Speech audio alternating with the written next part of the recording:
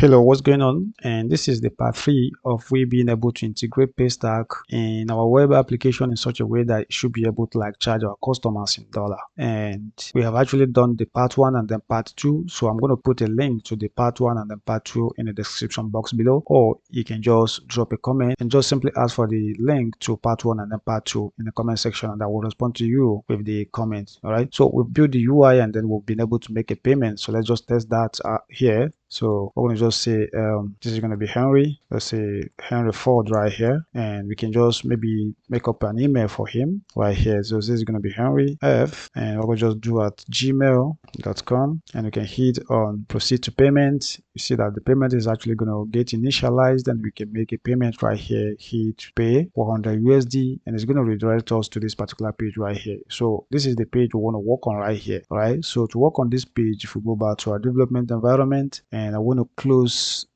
this out because I wouldn't like you to basically see my API key. So I don't want to mistakenly open that up. So let me open this, and I want to throw in first of all, let me just generate the HTML boilerplate. And basically I may not even need this on this particular page, so I'm going to just do this verification page anyhow, but you can have your body in here and then make sure that it looks nice. All right, so we could just basically call this something like verify, let's say Paystack page or something of that nature. All right, so that's just basically what we have in there. So but where I want to put the bulk of my work is within my PHP right here. So if we put our PHP code at the top right here, someone just do PHP, and then we can basically close out that right here. So just like that. So let's go ahead and then do some work within this particular place. And then the first thing is that, of course, we're going to need to link to this within our PHP right here. To do that, we can just do require, and it can be actually require once or whatever you want to use. All right, so this is going to be Paystack. Remember, I'm starting that with a capital letter because of this is just the class file that we do have in there, and it's going to be .php. So maintain the case sensitivity, guys. All right, so we do have that on that particular line in there. And if you take a look at that particular payment right there, and then we'll take a look at the URL, you see that we do have the reference on the URL. So we want to look for a way to grab onto this from the URL. So to do that is really going to be very simple. I'm going to just say if, and within here what I want to do is I'm going to just check if there is no references in the URL. So I'm going to say if not is set. Should type this correctly. And what we want to do right here is just basically going to be very simple. So let's throw in this in here, and I want to check for what we got on the URL. So I'm going to use a get method because to grab onto something that is on the URL, you use get method. And what we do have on the URL is actually called a reference. So let's make sure it's actually called a reference. We'll pick that from the URL, and if we check and we could not actually find that in the URL, what do we want to do? We can just say die, and then we can equal the message here. Someone just do maybe no payment, maybe reference was provided. All right, so that's just basically what that is. So if it checks the URL and this is not actually set, so we couldn't actually find this particular variable right here called a reference on the URL. We need to go ahead and then kill the page. So that's just basically what that is. And after we do that, let's say in a situation where we're able to find that, that means we can have an else part right here.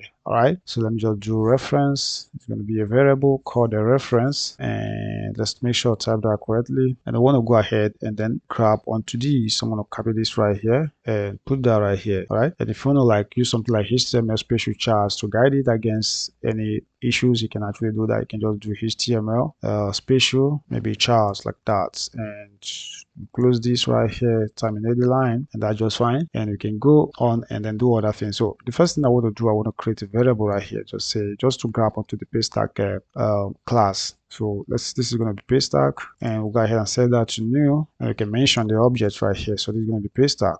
And just like that, that should be enough to be able to grab onto that from the URL. And then the next thing I want to do, I want to use a try and catch method right here to be able to see if I can actually grab onto whatever I get from the URL. All right, that's the details of the payment.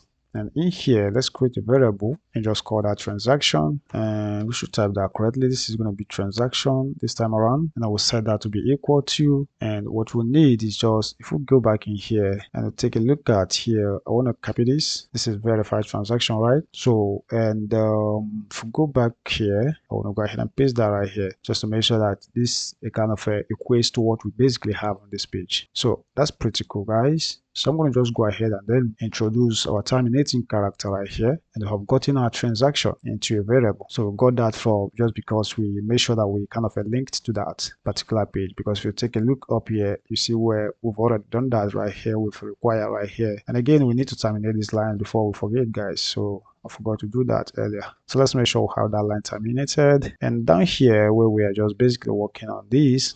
So within this try right here, what I want to do right here is to just basically check for the status. If we do have something like success in the status, we can just go ahead and maybe output a message for them. So let me put that in an if statement. So this is going to be if. And within this if statement right here, so I want to do a couple of things in here. First of all, let's check for if the transaction variable that we have in here right here, and we want to grab onto the status first of all. So I'm going to just do status right here. Let's type that correctly. This is going to be status, and we want to check if that is exactly equal to this particular word called a success. It just basically kind of comes from that of the Paystack. So if we do have that in that particular index right here, or this transaction that we have just gotten right here, just for the verification. So the data will go back in there. If we're able to see success, what do you want to do? We can go ahead and echo out maybe a div right here. So I'm going to just do a div, terminate this, but within here, just basically going to use HTML within this particular place. And you can use, maybe go down to your body section and then do all of these, guys.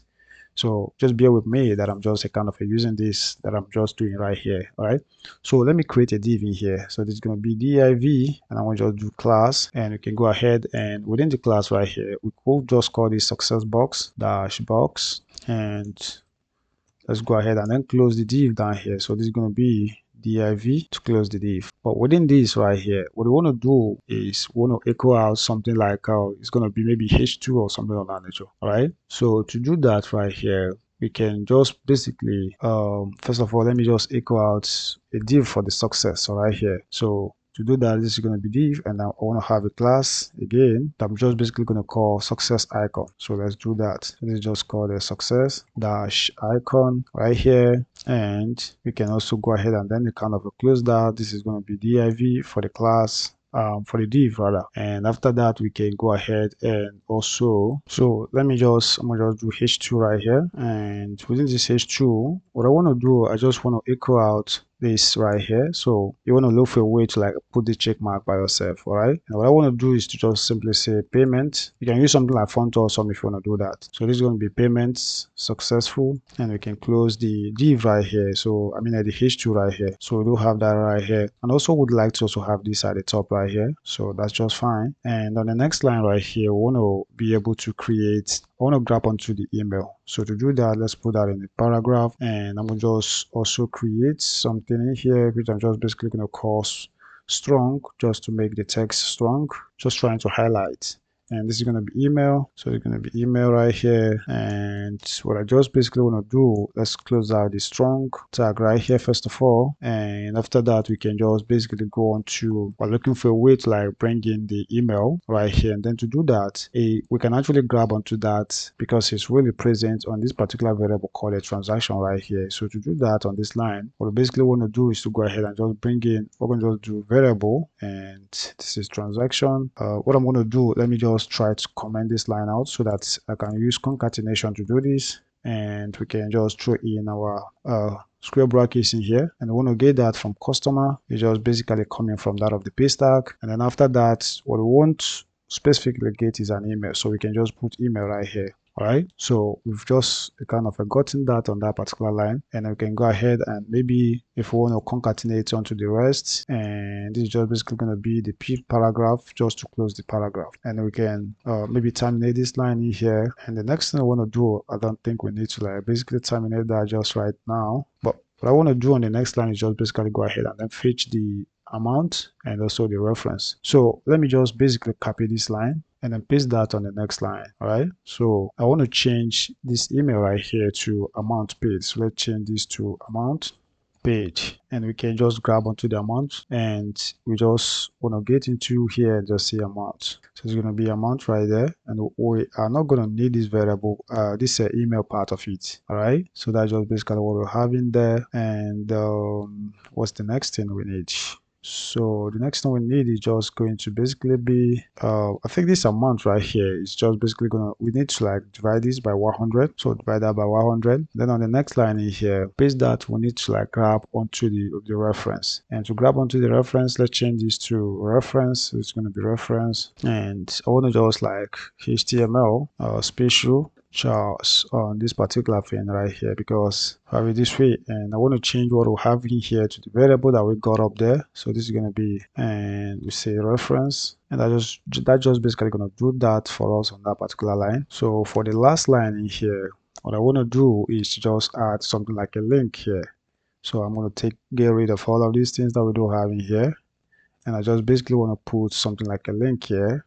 So take this away, and I'm going to just do A, and I will do href, and we can just go ahead and set that to be equal to maybe the initialize endpoint that we just came back from, or that we just created. So this is going to be initialize.php. Like if the person want to make another payment, that's just what that is. All right. So we can just go ahead and just say make another payment, just like that. All right, and within here we can also, if you want to add a class, maybe to set it to just basically go home, you can also do that. So this is going to be class, set that to be equal to, and maybe something like a btn known dash home, like that, and that should just basically be really what we need on those lines. All right, so if we save the changes, and I'm skeptical if this is just basically going to work, or we're going to just have some errors on this page. We should be able to have some errors, guys. So before we kind of try to see, I think we really do not need this, because we are not fetching this from the transaction reference. We're just grabbing onto that from the URL.